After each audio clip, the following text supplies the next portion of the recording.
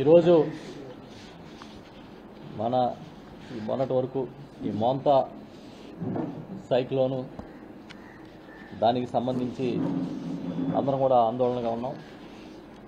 ఈ తుఫాను ఎఫెక్ట్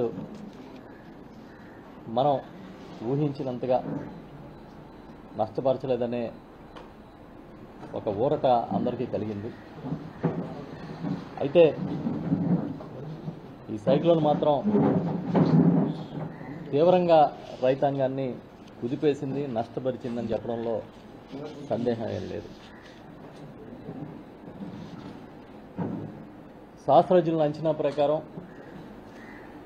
ఇంకా తీవ్రమైన తుఫానుగా మారి మన ప్రాంతాన్ని అతలాకుతలం చేస్తుందని చెప్పి సమాచారం ఉండడంతో మనందరం కూడా కంగారు పడ్డాం. కానీ దేవుడి దయ వల్ల కొంతవరకు నష్టం జరిగి బయటపడగలిగాం. నిజానికి ఈరోజు రైతు ఉన్న కష్టంలో ఎంత ఆదుకున్నా తక్కువే అని చెప్పొచ్చు. ఏ రకంగా చూసినా వాళ్ళ ఆవేదనని కళ్ళారా చూసినప్పుడు మనకే చాలా బాధ కలుగుతుంది. వాస్తవాల్లోకి రావాల్సిన ప్రభుత్వం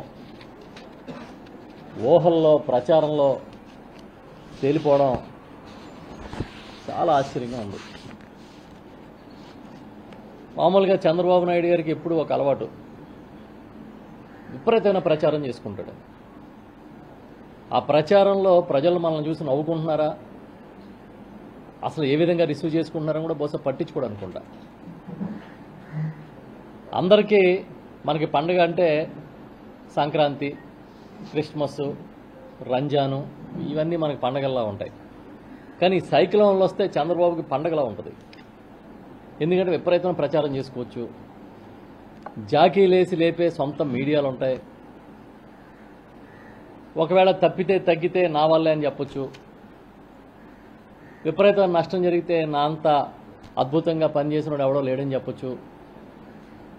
ఇంకా విజయవాడ వర్షాలకి చూసాం కదా, భారీ వర్షాలకి కొవ్వొత్తులకి అగ్గిపెట్టెలకి కోట్లు ఖర్చు పెట్టినట్టుగా లెక్కలు రాసుకోవచ్చు.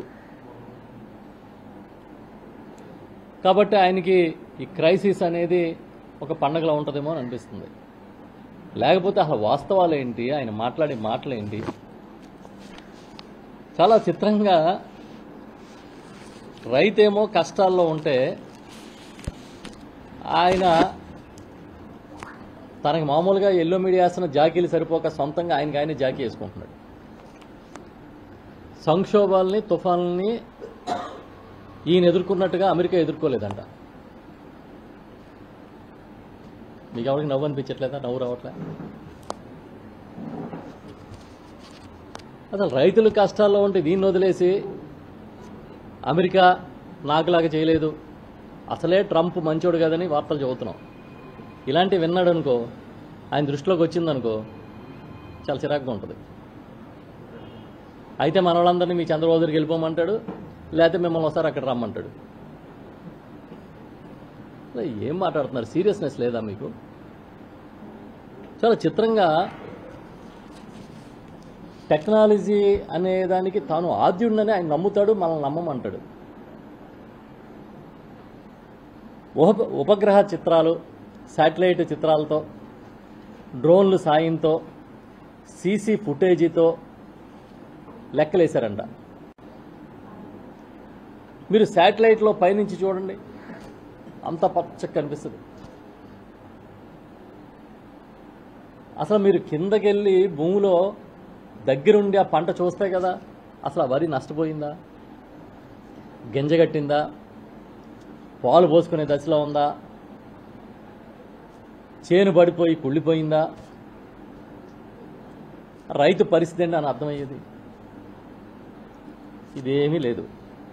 ఆయన ఏమంటాడంటే టెక్నాలజీ, దీని తోడు రియల్ టైం గవర్నెన్స్ అంట. మొన్న మనం సోషల్ మీడియాలోని కానీ కొన్ని పత్రికల్లో కానీ చూసాం.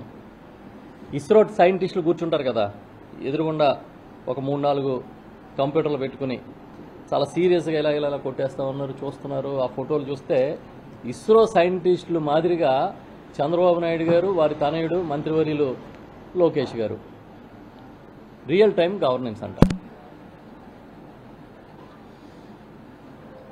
అసలు ఫోటోలు అవి చూస్తే మళ్ళీ ఏదో ఇస్రో సెట్టింగ్ ఒకటి ఇక్కడ వేసారేమో అనిపిస్తుంది మనకి సచివాలయంలో. ఇస్రో మన రైతులు ఉంటే ఈయనకేమో అక్కడ ఇస్రో సెట్టింగ్లు. చాలా మనకి ఒక్కోసారి బాధ అనిపిస్తుంది, ఒక్కోసారి ఏమో నవ్వు అనిపిస్తుంది. ఇంకా ఆయనకి సొంతంగా కొన్ని జాకీలు ఉన్నాయి తెలుసు కదా, కొన్ని ఛానల్స్, కొన్ని పత్రికలు. 4 రోజులు ఆర్టీజీఎస్లో కూర్చుని అల్లాడిపోయాడమ్మా బాబు గారు అని రాస్తున్నారు, చూపిస్తున్నారు. అల్లాడిపోయాడమ్మా అక్కడ కూర్చుని అంటున్నారు. ఇంకేం చెప్తాం మనం? ఒక ఛానల్లో ఏం చెప్తున్నారంటే మోంతాకి ఈయన మోకాలు అడ్డు పెట్టాడని, ఇంకో ఛానల్లో ఏం చెప్తున్నారంటే మోంతా ఈయన ముందు మోకరిల్లిపోయిందని, ఇంకొకళ్ళు ఏం చెప్తున్నారంటే ప్రైమ్ మినిస్టర్ ఆఫీస్ నుంచి ఎప్పటికప్పుడు తుఫాన్లు ఎలా ఎదుర్కోవాలో చంద్రబాబు గారిని అడిగి తెలుసుకుంటున్నారని. ఇవన్నీ నేను చూసినవి చెప్తున్నా. ఇంకొక ఆయన ఏం చెప్తారంటే అసలు ఎక్కడ సైక్లోన్లు వచ్చినా, ఇంకొక ఛానల్లో చెప్తున్నారు, ఎక్కడ సైక్లోన్లు వచ్చినా చంద్రబాబుని సలహాలు అడుగుతారంట, ఎలా మెయింటైన్ చేయాలి, మేనేజ్ చేయాలని. పోనీ చెప్పేవాడి కంటే పోనీ సిగ్గు అనిపించకపోవచ్చు, కానీ వినేవాడు సిగ్గుపడతారేమో అనే ఆలోచన ఉండాలి కదండి. ఆయన అల్లాడిపోతున్నాడని మేము అర్థం చేసుకుంటున్నాం. ఆర్టీజీఎస్లో కూర్చుని ఏ లేపుతారు? ఒక బాధితుడి కథనం చూపించారా? ఒక ఊరు కష్టం చూపించారా? ఒక రైతు బాధను చూపిస్తున్నారా? ఇవేమీ లేవు. ఎంతసేపు మీ ప్రచారం, మీ గొడవ, మాంతా కూడా మీ ప్రచారం కోసం, మీ డైవర్షన్ పాలిటిక్స్ కోసం వచ్చినట్టుగా చేసేస్తున్నారు. అసలు ఈరోజు చూస్తే పత్రికల్లో చంద్రబాబు నాయుడు గారు నిన్న మీడియాలో మాట్లాడింది చూపిస్తున్నారు, రాశారు. ఏంటంటే దాదాపుగా ఒక 5,000 కోట్లు చిల్లర, ఇంచుమించుగా 5,300 కోట్ల ఎంతో లాస్ జరిగిందని చూపిస్తున్నారు.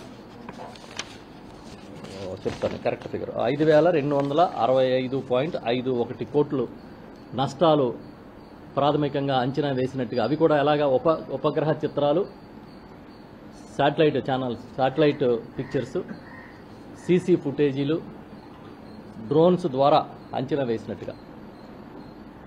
దీంట్లో ఆర్ఎన్బి రోడ్లకి అత్యధికంగా 2,079 కోట్ల నష్టం జరిగిందని చూపిస్తున్నారు.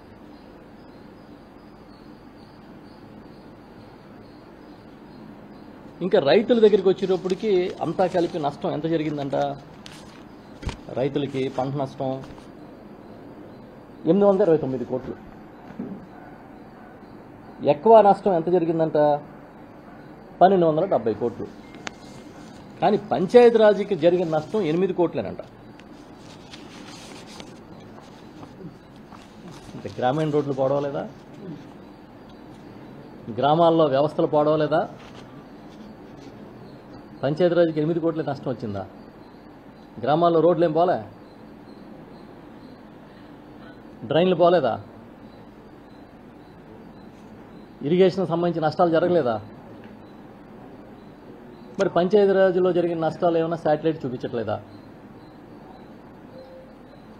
చెప్పండి. అందుకే మేము చెప్తున్నాం, ఈ రియల్ టైం గవర్నెన్స్ అని ప్రచారం కాదు, రియలిస్టిక్ గవర్నెన్స్ కావాలి.